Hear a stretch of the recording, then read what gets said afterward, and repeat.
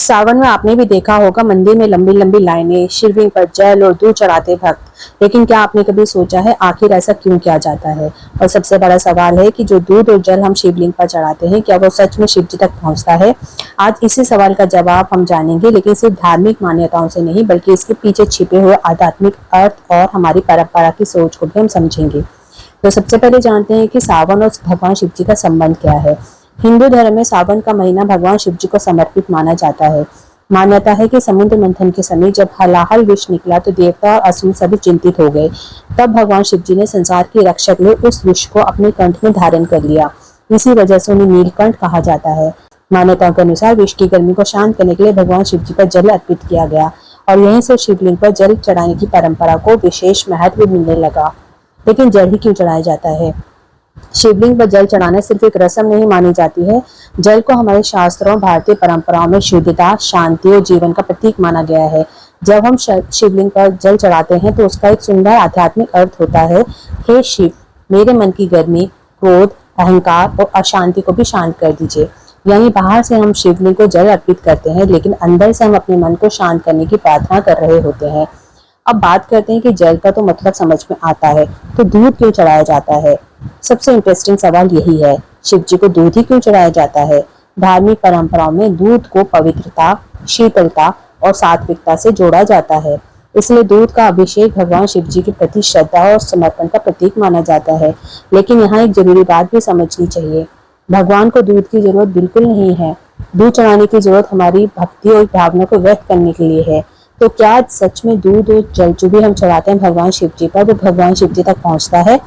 आइए बात करते हैं इसी सवाल पर जो शायद आपके मन में भी आया होगा कि क्या ये दूध और जल सच में भगवान शिव तक पहुंचता है? अगर हम इसे वैज्ञानिक नजरिए से देखें तो दूध और जल शिवलिंग पर डाला जाता है और फिर वह अभिषेक पात्र, नाली या मंदिर की व्यवस्था के माध्यम से नीचे चला जाता है।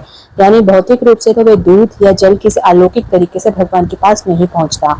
लेकिन भक्ति में पहुंचना सिर्फ भौतिक रूप से पहुंचना नहीं होता है।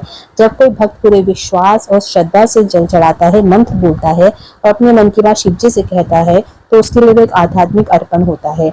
भगवान को शायद हमारे चढ़ाए हुए दूध की आवश्यकता नहीं है, वो अपने आप में बहुत ज्यादा सामर्थ्य है। जिन्होंने हमें सब कुछ दिया हुआ है वो क्यों हमसे दूध मांगेंगे? लेकिन हमारी श्रद्धा, हमारी भावना और समर्पण ही उस पूजा का असली अर्थ होता है। तो फिर बात करते हैं कि रुद्राभिषेक का असली मतलब होता क्या है। तो रुद्राभिषेक में भगवान शिव जी के रुद्र स्वरूप की पूजा और विभिन्न पदार्थों से अभिषेक किया जाता है। इस परंपरा की अगर बात करें तो इन परंपराओं में जल, दूध, दही, शहद, घी आदि का प्रयोग अलग अलग विधियों में किया जाता है। लेकिन इसका सबसे सुंदर संदेश है, जो कुछ भी मेरे पास है मैं उसे अहंकार के साथ नहीं भगवान को समर्पित कर सकता हूँ। और शायद इसी वजह से अभिषेक करते वक्त मन को भी शांत रखने पर जोर दिया जाता है। एक छोटी सी चीज जो हमें याद रखनी चाहिए, अगर आप सावन में शिव जी का अभिषेक करते हैं तो जरूर करें, लेकिन सिर्फ ये सोचकर कि मैं इतना दूध चढ़ाऊंगी तो मेरा मनोकामना पूर्ण हो जाएगी, मैं इतना कुछ अर्घ अर्पण करूंगा तो मेरा सारे पाप धुल जाएंगे, बल्कि ये गलत है। आपको इस भावना से चढ़ाना है कि मैं अपने भीतर का अहंकार, क्रोध, डर और नकारात्मकता भी शिव जी को समर्पित करता हूँ या करती हूँ। यही पूजा को और ज्यादा सुंदर बना देता है। अगर किसी मंदिर में बहुत ज्यादा अगर मात्रा दूध की चढ़ रही हो और उसका उपयोग संभव ना हो तो जल, बेलपत्र और अपनी श्रद्धा से पूजा करना भी पूरी तरह सार्थक हो सकता है, क्योंकि भगवान शिव जी को अपनी भक्ति की कीमत नहीं चाहिए, आपका भाव चाहिए। तो अगली बार जब सावन में आप शिवलिंग पर जल चढ़ाएं और एक पल के लिए अपनी आंखें बंद करके बस इतना कहिए, हे महादेव, जैसे ये जल आपके चरणों में बह रहा है वैसे ही मेरे मन का अहंकार, क्रोध और नकारात्मकता भी मुझसे दूर हो जाए। अगर आपको ऐसे ही धार्मिक मान्यताओं के पीछे छिपे अर्थ और रोचक बातें जानना पसंद है तो ओमेगाइट्स को सब्सक्राइब जरूर करें।